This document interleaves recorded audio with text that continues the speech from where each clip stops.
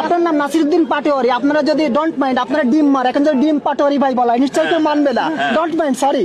তো সেক্ষেত্রে যে কয়টা গম্বুজ, আমি চ্যানেল 24 ডিস্ট্রিক্ট আমি এটা নিয়েও কাজ করি, মানে যে কয়টা গম্বুজ সেই নামে আমরা ডাকতে চাই। বলি যে মানে ধরেন আপনি যে সাংবাদিকতা করেন, এখন যদি আপনাকে হলুদ সাংবাদিক বলা হয়,